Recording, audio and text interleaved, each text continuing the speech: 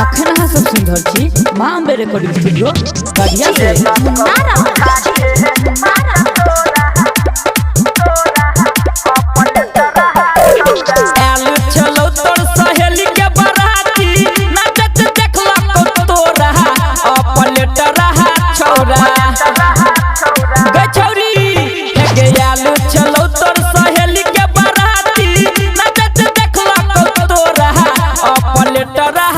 हे गया पलट रहा छौरा ले ला कहू उठा के माचा तोरा पलट रहा छौरा ले ला कहू उठा के माचा तोरा पलट रहा छौरा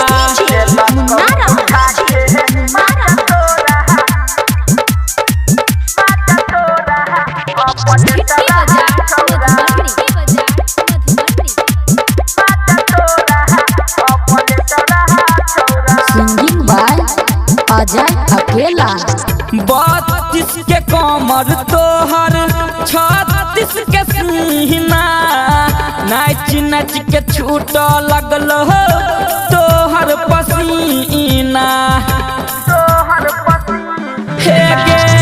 32 के कमर तोहर 36 के सीना नाच नाच के छूट लगल गे तोहर पसीना देख के आधा छोरा भेलो फिदा गे जुमल करौनी हो रहा पलट रहा छौरा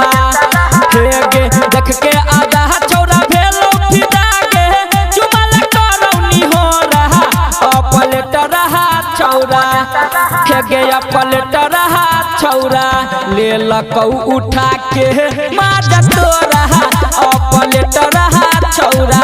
ले लकहू उठा के माजा तोरा पलट रहा छौरा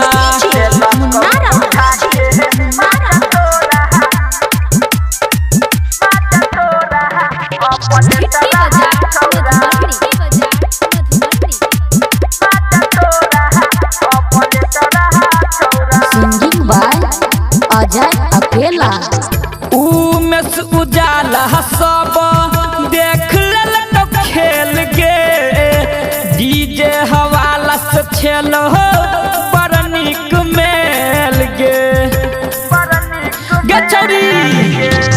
कमलेश मनीष कुश देख लेलक खेल गे दीपू डीजे वाला से छेल बड़ी मेल गे अजय अकेला के गाना बजा बुची तोरा कहो नचल थोड़ा पलट रहा छौरा हे गे अजय अकेला के गाना बजा बुची तोरा कहो नचल थोड़ा पलट रहा छौरा हे गे पलट रहा छौरा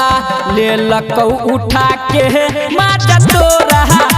पलट रहा छौरा ले लकहू उठा के गे माचा तोरा